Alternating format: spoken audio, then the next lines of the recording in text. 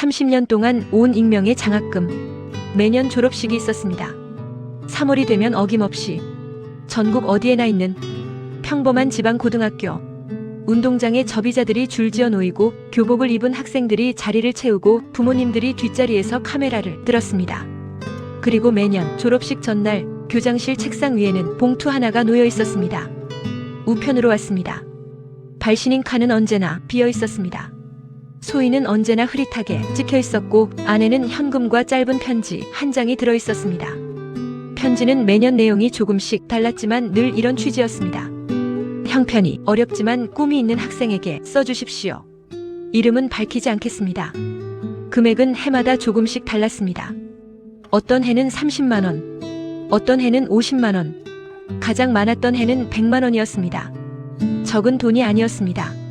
그러나 그보다 더 무거운 것은 그것이 30년 동안 단 한 번도 빠지지 않았다는 사실이었습니다. 그리고 어느 해봉투가 오지 않았습니다. 처음으로, 30년 만에 처음으로 교장은 졸업식 전날 저녁 텅 빈 책상 앞에 한참 동안 앉아 있었다고 합니다. 오늘은 그 이야기를 해드리겠습니다. 학교 아무도 몰랐던 전통. 이 학교는 작은 도시 외곽에 있는 전교생 400명 남짓의 고등학교입니다. 특별히 유명한 학교가 아니었습니다. 좋은 대학을 많이 보내는 학교도 아니었고 화려한 동문이 있는 학교도 아니었습니다. 그냥 그 마을 아이들이 다니는 그 마을에 오래 있어온 학교였습니다. 봉투가 처음 도착한 것은 지금으로부터 30년도 더 된 일입니다. 당시 교장은 처음 봉투를 받았을 때 사기일 수도 있다고 생각했습니다. 또는 무슨 조건이 있을 거라 생각했습니다. 하지만 아무 조건도 없었습니다. 다음 해에 또 왔습니다.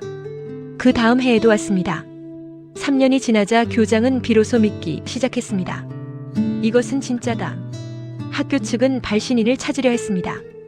우체국에 소인 추적을 요청했습니다. 하지만 발송 지역만 나왔고 정확한 발신인은 확인이 불가했습니다. 필적 전문가에게 편지를 보여줬습니다. 노인의 글씨라는 의견이 있었습니다. 하지만 그것이 전부였습니다. 학교는 결국 추적을 포기했습니다. 그리고 묵묵히 그 돈을 매년 가장 어렵고 가장 꿈이 뚜렷한 학생에게 장학금으로 전달하기로 했습니다. 30년 동안이 장학금을 받은 학생이 몇 명인지는 정확히 알 수 없습니다. 어떤 해는 한 명에게, 어떤 해는 두세 명에게 나눠줬습니다. 그 학생들 중에는 이 돈으로 대학 등록금을 낸 아이도 있었고, 검정고시 학원비를 낸 아이도 있었고, 미술 재료를 산 아이도 있었습니다. 하나같이 그 돈이 없었다면 포기했을 꿈들이었습니다. 그런데 이 모든 이야기를 학생들은 알지 못했습니다.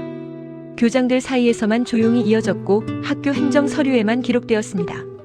이름 없는 장학금, 이유 없이 오는 선물, 30년 동안 장학금을 받은 아이들. 몇 가지 이야기를 전해드리겠습니다. 장학금을 받은 아이들의 이야기입니다. 첫 번째 아이. 아버지가 갑자기 일을 잃은 해였습니다. 고3이었던 그 아이는 대학 진학을 포기하고 취업 준비를 하고 있었습니다. 꿈은 선생님이었지만 등록금 낼 방법이 없었습니다. 졸업식 날, 담임이 불러 봉투를 건넸습니다. 어디서 온 건지는 모르겠어. 그냥 내가 받아야 할 것 같아서. 그 아이는 그 돈으로 교육대학교 첫 학기 등록금을 냈습니다. 지금은 초등학교 교사입니다. 두 번째 아이. 그림을 그리는 아이였습니다. 미술대학에 합격했지만 재료비조차 없어서 입학을 망설이던 아이. 봉투 안에는 그 해 가장 많은 금액이 들어있었습니다. 그 아이는 지금 작가입니다. 첫 개인전 때 작품 설명에 이렇게 썼습니다. 이 그림들은 이름 모를 누군가의 믿음으로 시작됐습니다. 세 번째 아이. 어머니가 아픈 해였습니다.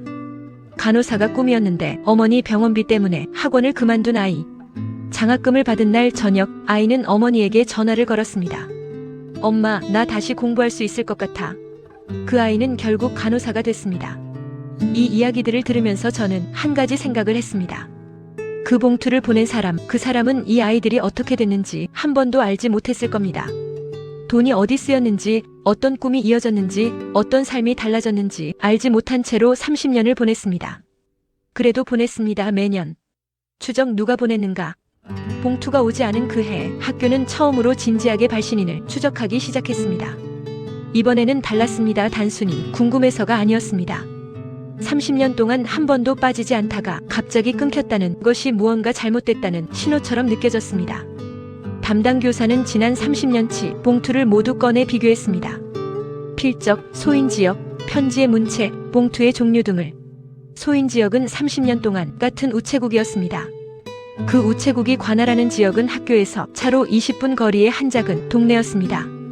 교사는 그 동네를 찾아갔습니다. 우체국 직원에게 물었습니다. 오래 살고 있는 노인 중에 매년 3월쯤 등기 우편을 보내는 분이 있었냐고. 직원은 잠시 생각하다 말했습니다. 그런 분이 있긴 했는데 올해는 못 봤어요. 교사는 그 동네를 돌아다녔습니다. 작은 동네였습니다. 골목마다 노인들이 있었고 골목마다 세월의 흔적이 있었습니다. 그리고 마을 어귀에서 한 노인을 만났습니다. 그분이 말했습니다. 아, 올봄에 홀로 사시던 영감 한 분이 돌아가셨지. 집도 팔리고 이제 아무도 없어요. 교사는 물었습니다. 그분이 어떤 분이었냐고. 노인은 잠시 생각하다 말했습니다. 뭐 특별한 분은 아니었고 평생 혼자 사셨고 논 조금 붙이면서 사셨지. 워낙 조용한 분이라 동네 사람들도 잘 몰랐어. 매년 봄이면 어딘가 나갔다 오시곤 했는데 어딜 가시는지는 아무도 몰랐지. 매년 봄. 교사의 심장이 빠르게 뛰었습니다. 그 노인의 이름을 알 수 있냐고 물었습니다. 이름을 들었습니다. 학교로 돌아와 30년치 행정 서류를 뒤졌습니다. 그 이름이 있는지 없었습니다. 그 학교와 아무 연관도 없는 이름이었습니다. 그렇다면 그 노인이 맞는 것인지 아닌 것인지 지금도 아무도 모릅니다. 그 노인은 이미 세상에 없고 그 집은 이미 팔렸고 그 사람의 이야기를 기억하는 사람은 그 동네에 몇 명 남아있지 않습니다. 그래서 이 이야기는 여기서 끝납니다. 결론 없이. 발신인은 끝내 밝혀지지 않았습니다. 노인의 삶 상상으로 엮는 이야기. 여기서부터는 제가 상상으로 엮은 이야기입니다. 그 노인이 왜 그랬을까? 무슨 이유로 30년 동안 이름도 밝히지 않고 봉투를 보냈을까? 아마 그 노인에게도 젊은 시절이 있었을 겁니다.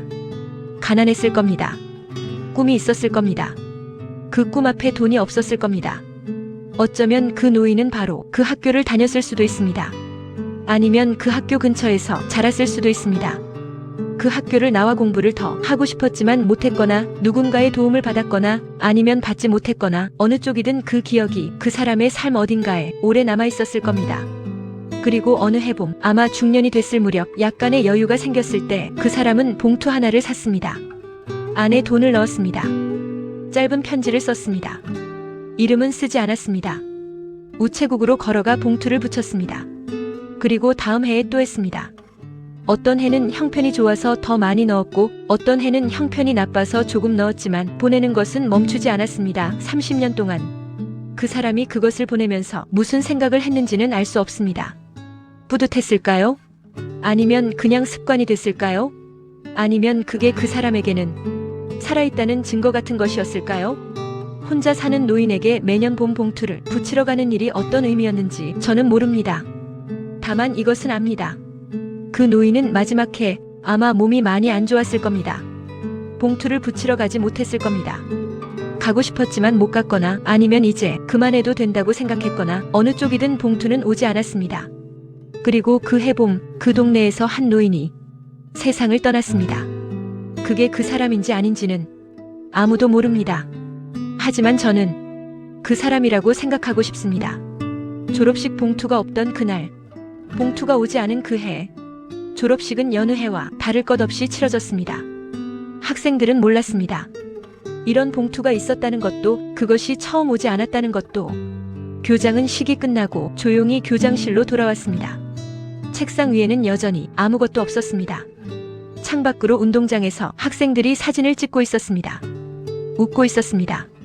꽃다발을 들고 부모님과 함께. 그 아이들 중에 올해 장학금을 받았어야 할 아이가 있었는지도 모릅니다. 그 아이는 모릅니다. 자신이 받았어야 할 것이 오지 않았다는 것을. 그냥 졸업식이었습니다. 그냥 봄이었습니다. 하지만 교장에게는 달랐습니다. 30년 동안 한 번도 비어있지 않았던 그 자리가 처음으로 비어 있었습니다. 그것이 무엇을 의미하는지 교장은 알 것 같았습니다. 그래서 더 말할 수가 없었습니다. 이야기를 처음 들었을 때 저는 한참 동안 멍해 있었습니다. 왜 이름을 밝히지 않았을까? 이름을 밝혔다면 더 좋았을 텐데. 학교에서 감사 행사를 할 수도 있었을 텐데. 받은 아이들이 직접 감사 인사를 할 수도 있었을 텐데. 그런데 생각할수록 어쩌면 그 사람은 그것을 원하지 않았던 것 같습니다. 감사를 받으려고 한 것이 아니었으니까요. 이름이 알려지는 순간 그것은 다른 무언가가 됩니다. 칭찬받는 행위, 기억되고 싶은 욕망, 사람들의 시선을 향한 선행. 그 사람은 그중 어느 것도 원하지 않았던 것 같습니다. 그냥 보냈습니다. 그냥 매년 봄에 봉투 하나를 이름 없이 그것으로 충분했던 것 같습니다. 저는 이 이야기에서 선행이나 나눔에 대한 거창한 교훈을 꺼내고 싶지 않습니다. 다만 이것 하나는 말하고 싶습니다. 세상에는 아무도 모르는 채로 일어나는 좋은 일들이 있습니다. 기록되지 않고 칭찬받지 못하고 기억되지도 않은 채로 그냥 일어났다가 조용히 사라지는 것들. 그 사람이 30년 동안 붙인 봉투들처럼 그것들이 쌓여서 세상이 지금 이만큼 버티고 있는 것인지도 모릅니다. 오늘 이야기는 여기까지입니다. 다음 편에는 17년 동안 돌아가신 아버지에게서 전화가 왔다는 남자의 이야기를 가져오겠습니다. 소름주의입니다. 끝까지 함께 해주셔서 감사합니다.